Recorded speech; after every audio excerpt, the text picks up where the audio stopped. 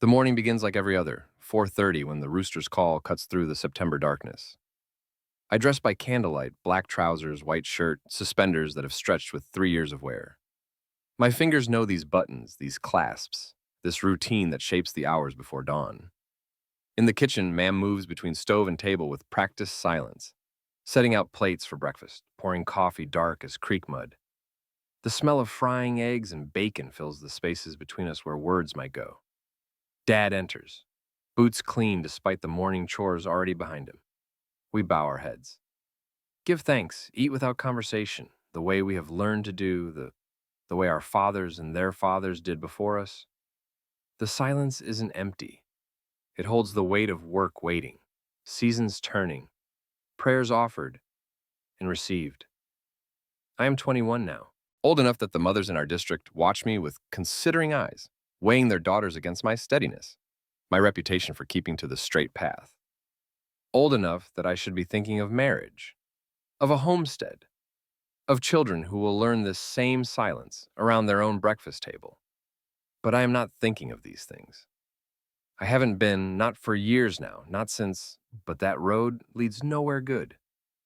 I finish my eggs, drink my coffee, rise to begin another day identical to yesterday and the day before, and all the days stretching back to childhood. Outside, frost edges the grass silver. Autumn has come early this year, painting the maple by the barn in shades of fire. I harness the horses, Ben and May steady as heartbeats, and guide them toward the south pasture, where corn stands ready for harvest. The sun climbs slowly, burning away the cold. By noon, my shirt sticks to my back with sweat and chaff. This is good work, honest work, the kind that leaves no room for thoughts that stray from the path. I lose myself in the rhythm of it, cut, gather, load. The corn ears heavy in my hands, kernels fat with summer's blessing. Ben and May know their business, stopping and starting without my command, reading the familiar patterns of harvest. It's near 4 o'clock when Samuel Yoder comes across the field, his black hat casting shadows over features that mirror his father's and his grandfather's before him.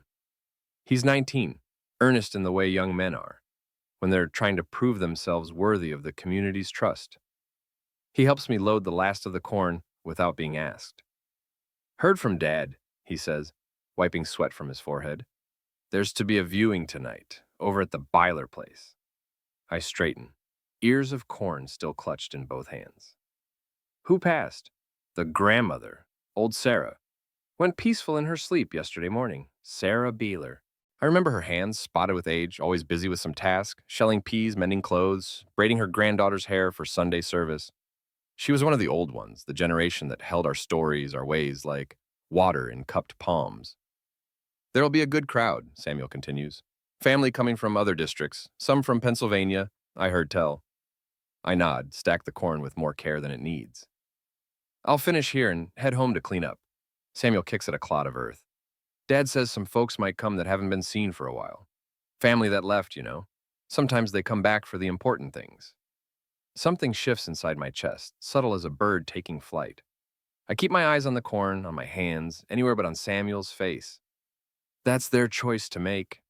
Course it is, he agrees quickly, just mentioning it. But I hear what he doesn't say. In a community like ours, nothing stays secret long. People remember. They remember who left and why. They remember the families that were broken, the promises that went unkept. They remember boys who disappeared in the night without goodbye, without explanation, without backward glance. They remember even when they pretend they don't. Samuel helps me finish loading, then takes his leave with a tip of his hat.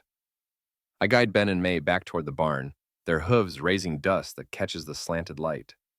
The day feels different now, charged with possibility I don't want to name.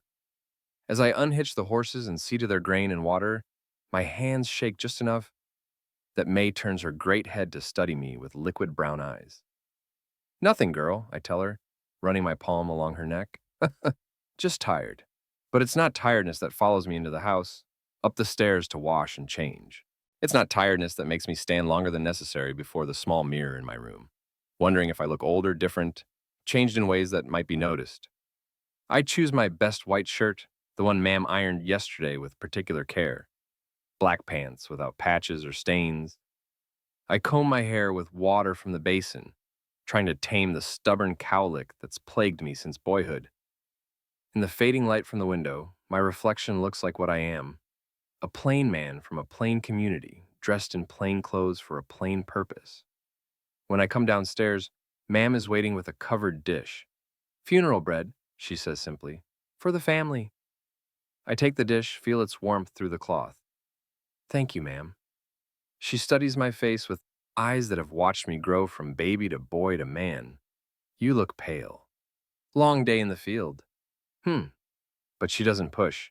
Instead, she adjusts my collar with gentle fingers, the way she has done since I was small. "Be respectful. Listen more than you speak. Come home when it's finished." "Yes, ma'am." She kisses my forehead, her lips dry as paper. "God be with you." The walk to the Byler place takes 20 minutes along the gravel road that connects our scattered farms. Other families travel the same path, buggies and walking figures dark against the evening sky. The Weaver children, scrubbed clean and solemn in their Sunday clothes. The Stoltzfus family, Eli helping his elderly mother navigate the uneven ground. The Fishers, the Millers, the Zooks, all of us drawn together by loss, by duty, by the bonds that hold our small world in place. The Byler house sits on a rise overlooking pasture land that stretches to the tree line. It's a large house, built to accommodate the generations that have lived within its walls. Tonight, lamplight glows from every window, and the barn has been cleared to hold the gathering. People move between house and barn like water finding its course. I join the slow procession into the barn, where plain wooden benches have been arranged in careful rows. At the front, Sarah Baylor lies in a simple pine coffin, her face peaceful as sleep. Her children and grandchildren stand nearby, accepting condolences with quiet dignity. I offer my own words, few and soft, and find a place on a bench near the middle. The barn fills slowly. Familiar faces, familiar voices speaking in hushed tones about Sarah's long life, her devotion to family and faith, the blessing of her peaceful passing. I know these people, their histories, their children's names, their struggles and joys. We are woven together like threads in fabric, each life touching others in patterns both seen and hidden. It's nearly sunset when I feel the shift. A stirring near the barn door, conversation that stops and starts again with different weight. Heads turning, careful, not obvious, but turning nonetheless. Someone new has arrived. Someone who doesn't quite fit the familiar rhythms of our gathering. I don't look, not at first, but I feel it, the way an animal feels a storm coming long before clouds gather. Something in the air has changed, become charged with recognition and memory and time folded back on itself. When I finally turn my head, the world stops. He stands just inside the barn door, backlit by the last of the day's light. Taller than I remember, broader through the shoulders. His hair is shorter, styled in a way that speaks of the English world beyond our borders. He wears dark pants and a white shirt, but they fit differently than ours do, cut and sewn by hands that serve different customs. His shoes are leather, but not the leather we know, softer, finer, bearing the mark of machines rather than patient cobbler's work. But his face is the same. Daniel Stoltzfus, 3 years older than me, gone for 5 years now. Gone since the night he disappeared without word or warning, leaving behind only questions and the kind of silence that grows heavy with time. I know him instantly, though others stare with uncertainty, whispering to each other behind cupped hands. Is that... Can't be. Looks like him, but... They remember a boy of 17, still growing into his frame, still soft around the edges with youth. This man bears that boy's bones and that boy's eyes, but time and distance have carved new lines, added weight and shadow, and something that might be sorrow. My heartbeat shifts, stumbles, finds a rhythm I don't recognize. Time fractures for a second, shows me fragments. Daniel at 17, laughing at something I said while we mucked stalls in his father's barn. Daniel's hands teaching mine to braid leather during a long afternoon when rain kept us inside. Daniel's voice, lower than it should have been for his age, reading aloud from scripture while we sat in the last pew during Sunday service. Daniel looking at me across a field at twilight, his expression unreadable, the space between us charged with something neither of us had words for. He moves deeper into the barn, accepting nods from people who remember him, deflecting questions with politeness that keeps distance. His eyes sweep the gathering, cataloging faces, measuring changes. When his gaze passes over me, it doesn't linger, doesn't acknowledge, but I feel it like a physical touch, brief and burning. The service begins with hymns, our voices rising together in harmonies learned from childhood. The slow measured cadences of songs passed down through generations, notes that carry grief and hope in equal measure. Daniel's voice joins ours, still true despite the years away, still remembering the words that shaped us both. We sing for Sarah Byler, for her long life and peaceful death. We sing for comfort, for faith, for the promise that what is lost will one day be found. But underneath the familiar words, I hear something else, a current of longing that has nothing to do with the woman in the pine box, everything to do with the man who sits 3 bodies away from me on the same long bench. He chose this bench. Out of all the empty spaces in the barn, he chose this bench, this row, this careful distance that is neither close nor far. We don't look at each other, don't speak, don't acknowledge the weight that seems to pull the very air between us taut as wire. But I feel him like gravity, feel the warmth of his body despite the space between, feel the rhythm of his breathing, the slight shift when he crosses his legs, the way his fingers drum silently against his knee during the parts of the service where we sit in contemplation. He wears a watch, thin, silver, foreign as a bird that has lost its migration path. When he raises his hand to touch his forehead during prayer, I catch the scent of soap that doesn't come from our stores, cologne that speaks of the world beyond our borders. The service stretches through 2 hours. Prayers, hymns, testimonies from those who knew Sarah well. Her son speaks of her devotion to family. Her daughter remembers her garden, how she could coax life from the most stubborn soil. A granddaughter, barely old enough to form the words, tells us about her grandmother's stories, the ones told in the space between chores and sleep. Through it all, Daniel sits motionless as stone. His profile is sharp against the lamplight, familiar and strange at once. The boy I knew was softer, rounder, still growing into his features. This man's face has been honed by whatever life he's found beyond our community. There are lines around his eyes that weren't there before, a set to his jaw that speaks of decisions made and consequences lived with. When the service ends, people begin to move, some toward the house for food and fellowship, others toward home and evening chores. The night air is cool after the warmth of the barn, sharp with the promise of frost. Stars pierce the clear sky like pinpricks in black cloth. I should go to the house, should pay respects to the family, share food and quiet conversation with neighbors and friends, should walk home when the evening wind's down, carry this day's memories into tomorrow's routine. Instead, I find myself walking toward the back fence that divides the Baylor property from the pasture beyond. My feet know this path, remember these landmarks from years past when I would visit here with my parents, when Sarah Beeler would press cookies into my small hands and smile at my stammered thanks. The fence is old, weathered rails that have witnessed seasons beyond counting. I lean against it, looking out over land that rolls away toward the tree line, toward the dark bulk of mountains that cradle our valley. The same view that comforted me as a child, that steadied me through the uncertain years of growing up, that witnessed conversations I've never spoken of to anyone. Didn't expect to see you again. His voice comes from behind me, soft as it ever was, but carrying new weight. I don't turn, don't trust myself to meet his eyes. Instead, I keep my gaze fixed on the distant mountains, on the safe darkness that holds no memories. Didn't expect to come back. The words are careful, measured. Neither of us moves closer. The space between us feels carefully calculated, maintained by mutual understanding of boundaries that must not be crossed. And tomorrow? A pause that stretches long enough for an owl to call from the woods, for the wind to rustle through corn stubble, for my heart to beat 3 times against my ribs. Gone again. The finality in those words should be relief, should be the end of whatever questions have been building in my chest since I saw him in the barn doorway. Instead, it lands like a stone in still water, sending ripples through something I'd thought was settled, buried, finished.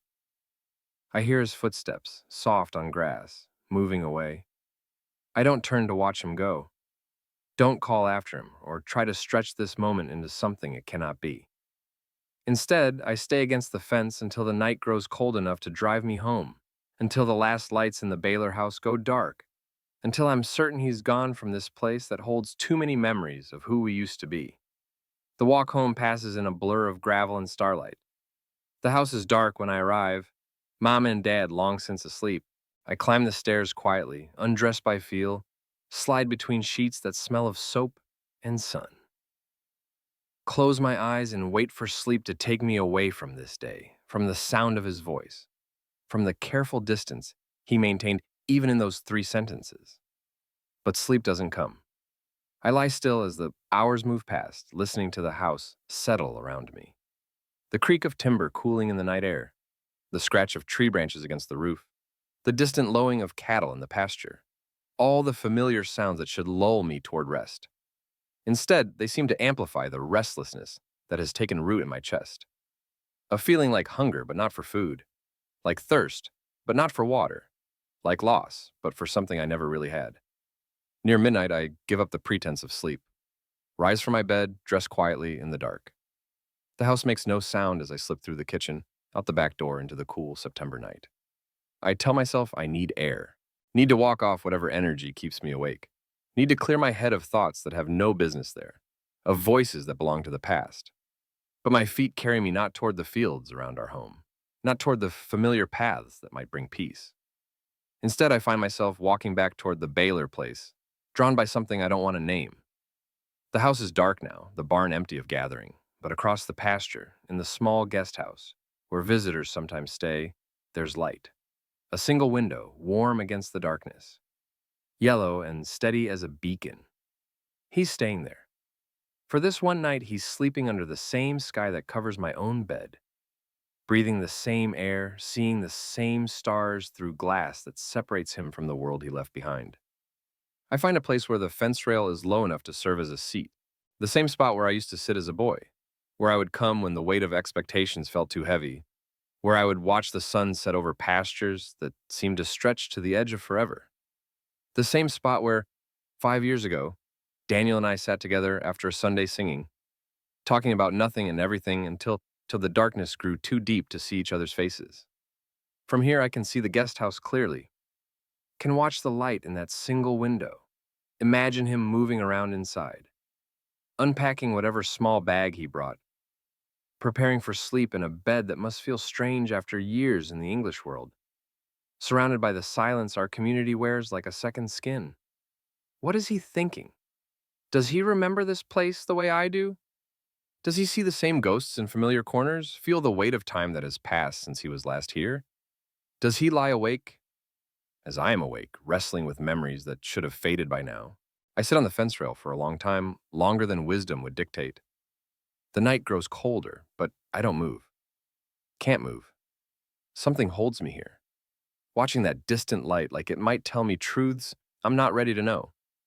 The pasture spreads out between us, 100 yards of grass and darkness that might as well be an ocean.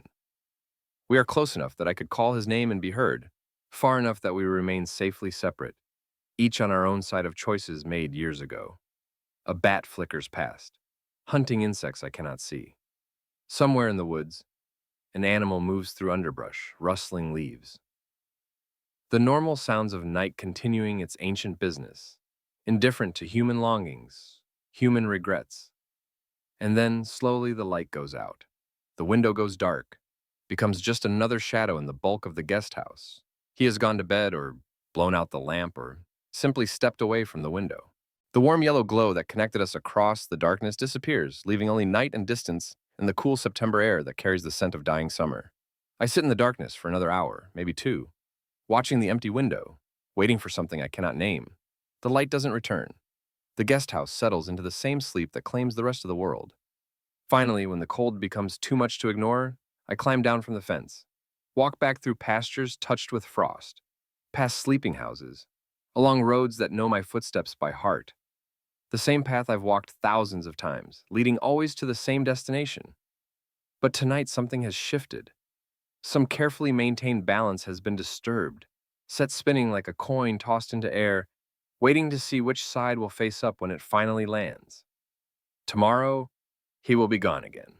Will return to whatever life he's built in the English world, whatever future he's chosen beyond our borders. Tomorrow, I will rise at 4:30 dressed by candlelight, bow my head for prayer and breakfast, and another day identical to all the others. Tomorrow, this night will become memory, filed away with all the other memories I keep locked in places I try not to visit. But tonight, for these hours between his coming and his going, the world feels different, charged with possibility, heavy with the weight of words unspoken, distances maintained, chances that slip past like water through cupped hands. Tonight, I cannot sleep for thinking of a light in a window, and the darkness that followed when it went out. Tonight, I remember what it feels like to want something I cannot have, something I should not want, something that disappeared 5 years ago on a night when a boy became memory and left me holding questions that have no answers. I reach my own house as the first pale edge of dawn touches the eastern horizon. 4:30 approaches, bringing with it the rooster's call, the ritual of dressing, the familiar comfort of routine. By the time I sit down to breakfast, Daniel Stoltzfus will already be gone. We'll have slipped away in the pre-dawn darkness like a dream that dissolves with waking. The guest house will be empty, the bed made, all signs of his presence carefully erased. And I will spend the day in the south pasture, harvesting corn, letting honest work drive away the memory of his voice, the careful distance he maintained, the light that burned in his window until it went out. I will tell myself that this is how it should be, how it must be, that some doors, once closed, can never be opened again, no matter how much we might wish otherwise. I will tell myself these things, and perhaps in time I will even believe them. But tonight, in the space between his coming and his going, I sit on a fence rail and watch a light in a distant window, and remember what it feels like to hope for something impossible. Tonight, I am 21 years old and awake in the darkness, waiting for dawn to carry away what cannot stay, what should never have come back, what will leave me changed in ways I am not yet ready to understand. Tonight, Daniel Stoltzfus sleeps 100 yards away, and the distance between us feels both vast as an ocean and narrow as the width of a prayer. Tonight, everything changes, even as nothing changes at all. Part 2. Dawn comes with its familiar ritual. The roosters call at 4:30, piercing the September air like a blade through silk. I dress in the gray light filtering through my small window, my fingers working buttons and clasps with practiced ease, while my mind remains fixed on the guest house across the pasture. By now, he should be gone. Should have slipped away in the pre-dawn darkness, leaving only the memory of lamplight and 3 careful sentences by the back fence. The natural order restored, summer visitors departed, life returning to its expected rhythms. But when I step outside to begin morning chores, I see smoke rising from the guest house chimney. Thin and gray against the pale sky, it speaks of a fire recently lit, of someone still present who should have vanished with the night. My hands pause on the barn door latch. Across the distance, I can make out movement near the small building, a figure in dark clothes tending to something by the front step. Even at this distance, even in the uncertain light of early morning, I know that silhouette, the set of those shoulders, the way he holds his head when concentrating on a task, he hasn't left. Samuel's coming by this morning, Dad announces when I enter the kitchen for breakfast. Heard tell there's trouble with one of the cartwheels over at the guest house. Axle cracked or some such. Might need the blacksmith. Mamm sets a plate before me, eggs still steaming, bacon crisp as autumn leaves. Poor boy, she murmurs. Though whether she means poor for the inconvenience or poor for the circumstances that brought him back, I cannot say. Another night away from home. I keep my eyes on my breakfast, afraid they might betray something I'm not ready to name. These things happen. Indeed they do. Dad's voice carries the weight of someone who has seen machinery fail at the worst possible moments, who has learned that human plans bend to forces beyond human control. Samuel will see what can be done. Might be fixed by evening, might take longer. Might take longer. The words settle in my chest like stones in still water, creating ripples I try not to examine too closely. After breakfast, I begin the day's work with unusual intensity, mucking stalls with more thoroughness than necessary, checking fence posts that don't need checking, organizing tools that are already in perfect order. Anything to keep my hands busy, my mind occupied with tasks that have clear beginnings and endings. But the knowledge of his presence pulls at me like a tide. Every few minutes, I find my gaze drifting toward the guest house, watching for signs of movement, for evidence of a life temporarily stranded in a place it left behind. Near 9 o'clock, I see Samuel's buggy approaching along the main road, tools rattling in the back bed. He waves as he passes our lane, continues toward the baler place where Daniel waits with a broken wheel and whatever patience 5 years in the English world has taught him. I should stay busy with my own concerns. Should tend to the tasks that fill my days, the routines that shape my weeks, the expectations that guide my choices. But instead, I find myself walking toward the south pasture, the one that borders the Baylor property, the one that offers clear views of the guest house and whatever repairs might be taking place. From behind a stand of oak trees, I watch Samuel examine the cart. Even at this distance, I can see the problem. The wheel canted at an unnatural angle, the axle clearly damaged beyond quick repair. The two men talk for several minutes, Samuel pointing and gesturing, Daniel nodding with the resignation of someone whose plans have been altered by forces beyond his control. They shake hands. Samuel climbs back into his buggy, heads toward town, where the blacksmith will need to fashion new parts, where time will be measured in hours rather than minutes. Daniel watches him go, then turns toward the guest house, with movements that speak of acceptance rather than frustration. He will be here until sundown at least, perhaps longer. The knowledge should disturb me, should send me back to my own work, my own concerns, my own carefully ordered life. Instead, it fills me with something I don't want to examine too closely, something that feels like anticipation mixed with dread, like hope threaded through with fear. I spend the morning finding reasons to work near the property line, checking the boundary fence that separates our land from the Baylor pasture, clearing brush that doesn't need clearing, splitting wood that could wait another week. All tasks that happen to require my presence in places where the guest house remains visible, where I might catch glimpses of a figure moving around the small building, tending to whatever needs tending while he waits for rescue. Near noon, I see him walking toward the main barn, probably seeking tools or supplies. The practical part of me, the part shaped by 21 years of plain living, knows I should stay clear, should avoid unnecessary contact, should let him manage his difficulties without interference from someone whose presence might complicate an already complicated situation. But my feet carry me toward the barn anyway, drawn by something stronger than wisdom, deeper than caution. I find him in the tool room, examining a hand plane with the careful attention of someone who knows quality workmanship when he sees it. He's changed from last night's formal clothes into work pants and a plain shirt that could have come from any Amish closet, except for the way they fit, the way they speak of a world beyond our borders. Looking for something specific, I ask, keeping my voice casual, practical. He turns, and for a moment, our eyes meet fully for the first time since his return. The impact is immediate, unsettling, like looking into a mirror that reflects not just features but memories, possibilities, paths not taken. Thought I might plane down some rough spots on the wheel rim, he says, while I wait. I nod toward the tool in his hands. That one's good for fine work. Take the larger one if you want to remove more material. Thank you. We stand there for a moment, surrounded by the orderly array of implements that shape our days, hammers and saws, planes and chisels, all the tools that transform raw materials into useful things. The smell of wood shavings and metal polish, familiar as breathing, somehow made strange by his presence. Samuel thinks it'll be evening before the parts are ready, he adds. These things take time to do right. Yes? One sentence here, one there. Careful words that carry the weight of all the words we're not saying, all the questions we're not asking, all the distance we're maintaining between what is and what might have been. He selects the larger plane, tests its blade with the pad of his thumb. I should get back to it, of course. But neither of us moves. The moment stretches, held taut by something invisible, something that has nothing to do with broken wheels or borrowed tools.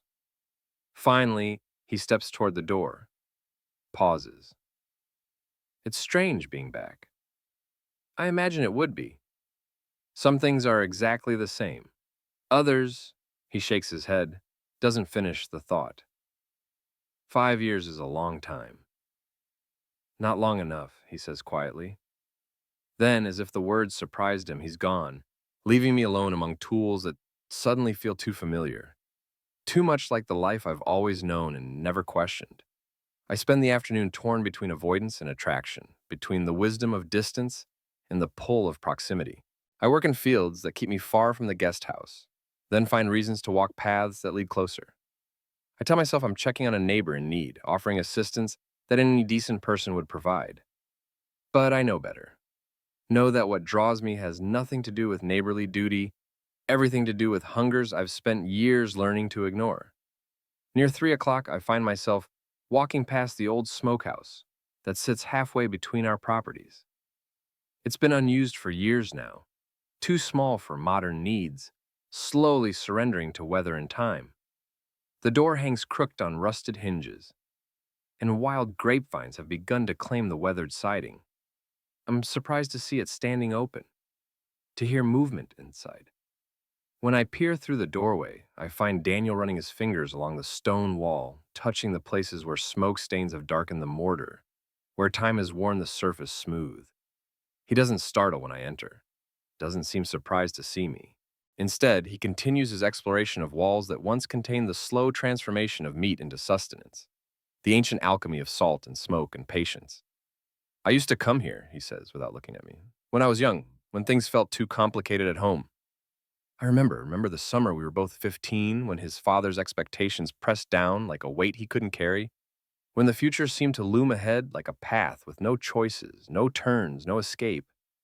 Remember finding him here on that September evening, sitting on the stone floor with tears he was too proud to let fall. Remember sitting beside him, not talking, just being present, while he wrestled with thoughts too dangerous to speak aloud. Remember the week that followed, when we would meet here after chores, sharing bread stolen from our mother's kitchens, talking about everything except the thing that mattered most. Do you ever think about that week in September? The words slip out before I can stop them, heavy with meaning neither of us is ready to examine. He's quiet for so long I think he won't answer, then so softly I almost miss it. Not out loud. The admission hangs between us like smoke, like the ghosts of conversations we had in the same space 6 years ago, when we were different people living in a simpler world.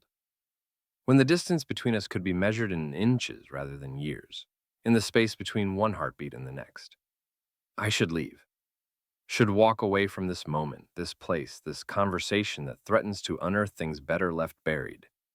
But my feet remain planted on the stone floor, my eyes fixed on his profile, as he continues to trace patterns in the weathered wall.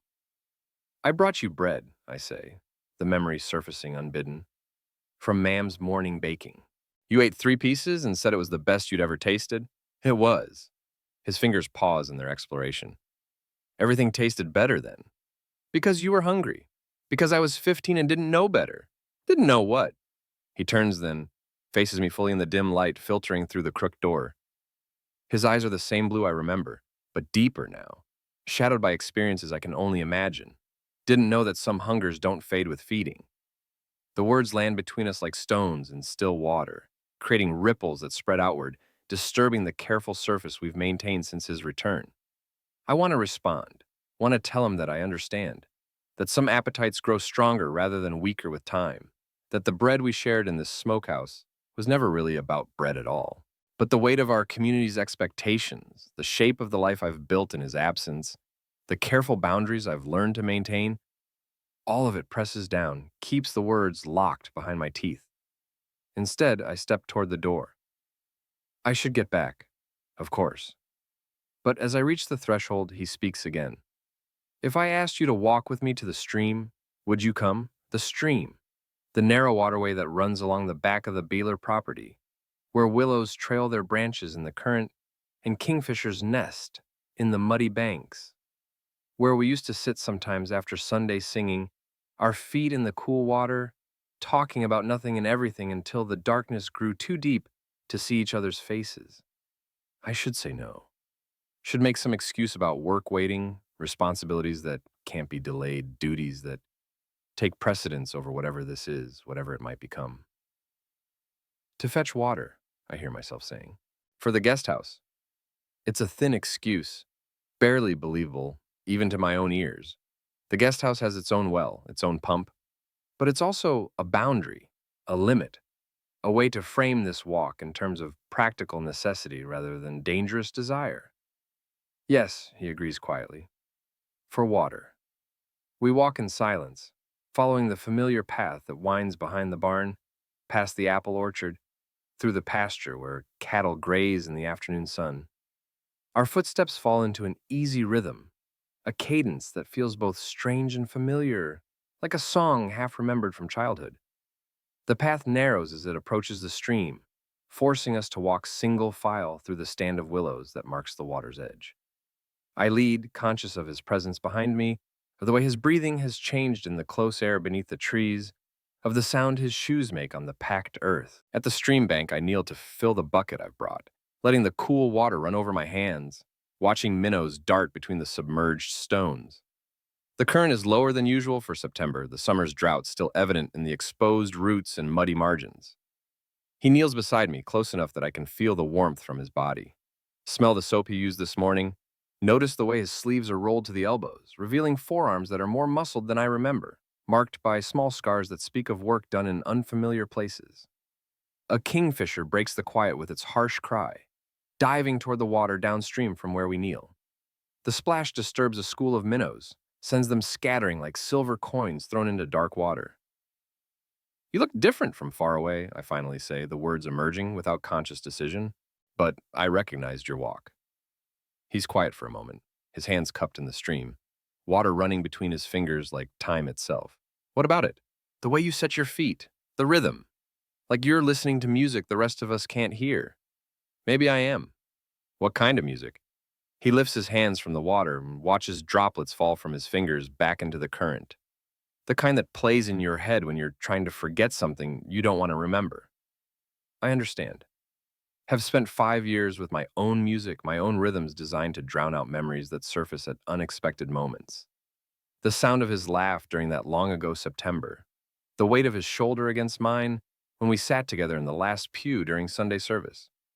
The way he looked at me sometimes when he thought no one else was watching, with eyes that held questions neither of us was brave enough to ask. We fill our buckets in silence, then begin the walk back through dappled sunlight that filters through willow branches. The water sloshes gently with each step, a liquid percussion that marks our passage through spaces that remember other walks, other conversations, other moments when the distance between us felt both infinite and non-existent. At the guest house, I help him carry the water inside. The small building is simple, clean, furnished with the basic necessities of temporary shelter. A bed, a table, 2 chairs, a cast iron stove that radiates warmth into the single room. His few possessions are arranged with military precision. A leather satchel, clean clothes folded on the dresser, a book I don't recognize lying open beside the lamp. Thank you, he says as I set down my bucket. For the help? Of course. But neither of us moves toward the door. The space between us feels charged, electric, like the air before a thunderstorm. I should leave. Should step back into the safety of distance and routine.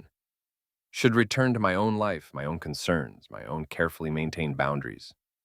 Instead, I find myself looking around the room, noting details that will become memories, storing impressions that will surface later when I'm alone, with thoughts I shouldn't be thinking. It's comfortable, I offer. Yes. More comfortable than I expected. Different from where you've been living? The question slips out before I can stop it. Too personal, too direct. But he doesn't seem to mind. Very different. I have an apartment now in Philadelphia. Third floor of a building that's probably older than this whole district.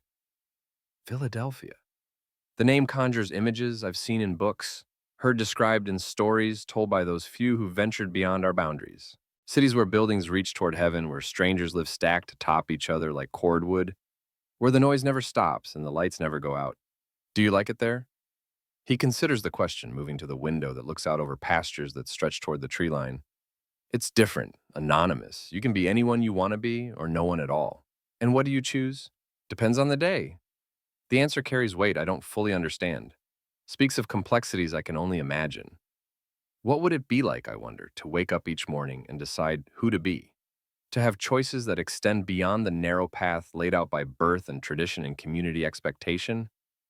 I should go, Emmy. I say, though every part of me wants to stay.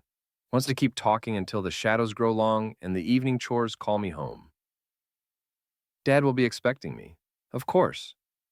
But as I reach for the door handle, he speaks my name. Just my name, quiet as a prayer, and something in his voice makes me pause. I'm glad, he says, that you're still here, that some things haven't changed.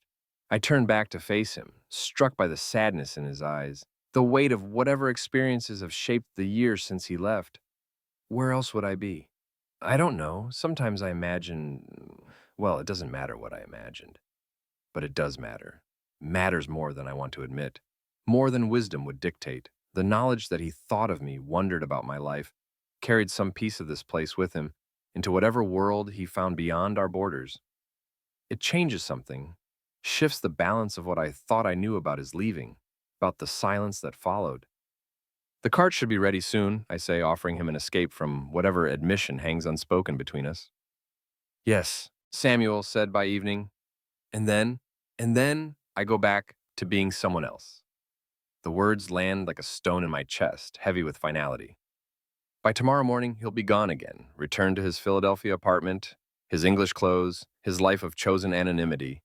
This will become memory, another story filed away with all the other stories I keep locked in places I try not to visit. Safe travels, I manage. Thank you. I'm halfway to the door when he calls my name again.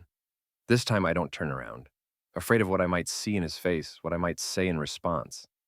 I'm sorry, he says quietly, for leaving the way I did, without saying goodbye. The apology I've been waiting 5 years to hear, delivered to my back, to the space between us that feels both vast and negligible. I should accept it gracefully, should offer forgiveness, should close this circle with the kind of mature wisdom that befits a man of 21 who has learned to live with disappointment. Instead, I find myself opening the door, stepping into the late afternoon sunlight, walking away without response. Because some wounds are too deep for simple apologies. Some silence is too heavy for easy words. Because if I turned around, if I looked at him in that moment, I might say things that would change everything or nothing or something in between that would be worse than either. The rest of the afternoon passes in a haze of routine tasks performed with unusual intensity. I split wood until my shoulders ache, cleaned stalls that were already clean, organized feed bins with the kind of precision that speaks of a mind trying to impose order on chaos. By evening chores, Samuel returns with the repaired wheel and axle. I watch from our barn as he and Daniel work to reattach the parts, testing the cart's stability, preparing for departure. Their voices carry across the pasture, though I cannot make out words, only the cadence of practical conversation, the rhythm of men solving problems that have clear solutions. As the sun sets, painting the sky in shades of amber and rose, I see Daniel loading his few possessions into the cart. The horse, a bay mare, borrowed from the Baylor stable, stands patient in her traces, ready for whatever journey awaits. I should go inside. Should help Mamm with supper preparations, should settle into the evening routines that mark the end of another day. Should let him leave as quietly as he came, without ceremony, without complication, but something keeps me at the barn door, watching as he makes his final preparations. Perhaps it's curiosity about his destination, about where someone goes when they leave our world behind. Perhaps it's simple courtesy, the desire to see a neighbor safely on his way. Or perhaps it's something deeper, harder to name, the reluctance to let go of these strange 2 days, this unexpected disruption of routine, this glimpse of roads not taken and choices not made. He approaches as I'm closing the barn doors, his footsteps soft on grass that's beginning to show the first signs of autumn's touch. In the fading light, he looks both familiar and strange, like someone I've known all my life and never met before. I wanted to thank you, he says, for your kindness today. Anyone would have done the same, would they? The question hangs between us, weighted with meaning I'm not sure I want to explore. Would anyone have found reasons to work near the property line? Would anyone have lingered in the smokehouse, sharing memories too dangerous to examine? Would anyone have walked to the stream when the guest house had its own well? I hope so, I say finally. He nods, accepting the diplomatic answer for what it is, a way to avoid truths too complicated for simple conversation. But then, as he turns to go, he reaches into his pocket, withdraws something small, white, folded with careful precision. Would you? He extends his hand, and I see it's a piece of paper, creased and refolded, handled with the kind of care reserved for important things. Would you take this? I stare at the offered paper, knowing that accepting it will change something, will cross some line I've been carefully avoiding. But his eyes hold mine, and in them I see not the stranger he's become, but the boy who once sat beside me in a smoky stone building, sharing bread and silence and the weight of unspoken understanding.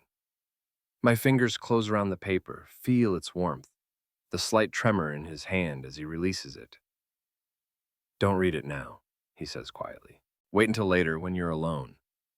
I nod, slip the paper into my pocket, feel it settle against my leg like a secret, like a promise, like something dangerous and necessary all at once. "Goodbye," he says, and this time the word carries weight it didn't have 5 years ago when he left without saying it at all. "Goodbye." I watch from the barn door as he climbs into the cart, takes up the reins, guides the bay mare toward the main road. The wheels turn smoothly on their repaired axles, carrying him away from this place that shaped us both, toward whatever future waits in cities I can barely imagine. At the property line, he turns to look back. The distance is too great for me to see his expression, but something in his posture, the set of his shoulders, the tilt of his head, speaks of reluctance, of gravity that pulls against forward motion. Then he's gone, disappeared around the bend, where the road enters the pine woods, leaving only dust motes dancing in the last of the day's light and the weight of folded paper against my leg. I remain at the barn door until full darkness settles over the pastures, until the first stars appear in the clear September sky, until the normal sounds of evening, cattle lowing, insects calling, the distant bark of a farm dog, reclaim the space his presence disturbed. Only then do I go inside, help Mamm clear the supper dishes, listen to Dad read from the Bible by lamplight. The familiar rituals that mark the end of another day, that connect us to all the days that came before and all that will follow. But the paper burns in my pocket like a coal, like a question that demands an answer, like something that will change everything or nothing depending on what words it contains. I wait until the house settles into sleep, until I'm certain Mamm and Dad are deep in their dreams. Then I climb the ladder to the hayloft, carrying a candle that throws dancing shadows on the weathered beams, the stacked bales that smell of summer grass and patient labor. This is where I came as a child when I needed solitude, when the weight of expectations felt too heavy to bear, where I would lie on my back and look up through the gaps between boards at stars that seemed close enough to touch, dreaming of things I had no names for. In the candlelight, I unfold the paper with trembling fingers, smooth out the creases, reveal handwriting that is somehow both familiar and strange. The same careful formation of letters I remember from shared lessons in the one-room schoolhouse, but matured now, refined by years of practice in the English world. The message is brief, written in the kind of careful script that speaks of multiple drafts, of words chosen and reconsidered and chosen again. I didn't stay, but I never really left. Below that, in slightly smaller letters, "If I write again, would you answer?" I read the words once, twice, 3 times, feel them settle into my chest like seeds in fertile ground, like promises that might grow into something dangerous and beautiful and utterly impossible. "If I write again, would you answer?" The question opens doors I've spent 5 years learning to keep closed, creates possibilities I've trained myself not to imagine, suggests a future that exists somewhere between the life I've built here and the life he's chosen beyond our boundaries. I should destroy the paper, should hold it to the candle flame and watch it turn to ash, letting his words disappear the way he disappeared, leaving only memory and the comfort of distance. Should return to my bed, to my routines, to the safe certainty of a path laid out by generations who came before. But instead, I fold the paper carefully, crease it along its original lines, slip it into the small wooden box where I keeps letters from distant relatives, receipts from the feed store, documents that mark the practical business of living. If I write again, would you answer? In the dancing candlelight, surrounded by the smell of hay and the whisper of night wind through loose boards, I whisper the word I couldn't say when he was standing before me, the answer that will haunt my dreams and shape my days and change everything, even as nothing changes at all. Yes. The single syllable hangs in the air like smoke, like prayer, like the kind of promise that can't be taken back once it's been made, a commitment to something I don't fully understand, something that exists in the space between leaving and staying, between memory and possibility, between the safety of solitude and the danger of connection. Yes, I would answer. Would write words I've never learned to say aloud, would reach across the distance between our worlds with thoughts too dangerous for Sunday conversation, too honest for community approval. Yes, I would risk everything for the chance to know what 5 years have made of the boy I remember, what the English world has taught him about hungers that don't fade with feeding, what he's learned about the music that plays in your head when you're trying to forget something you don't want to remember. The candle burns lower, wax pooling around its base, flame dancing in drafts that speak of seasons changing, of time moving forward, whether we're ready or not. Below in the house, the familiar sounds of night continuing its ancient business, indifferent to human longings, human choices, human hearts that beat too fast in the darkness. And in Philadelphia, 3 floors above a street I'll never see, Daniel Stoltzfus settles into a bed that smells of strangers and city air, wondering if his words will find fertile ground or fall on stones, if the boy he left behind has grown into a man capable of answering questions that have no easy responses. The distance between us might as well be an ocean, but tonight in the hayloft where I once dreamed of nameless things, I hold a folded paper that makes that distance feel as narrow as the space between one heartbeat and the next. Tonight, everything changes, even as nothing changes at all. Tonight, I whisper yes to the darkness and feel the world shift around me, subtle as morning fog, inevitable as sunrise, promising as the first green shoots that push through winter earth toward light they've never seen but somehow know is waiting. If I write again, would you answer? Yes. God help me, yes.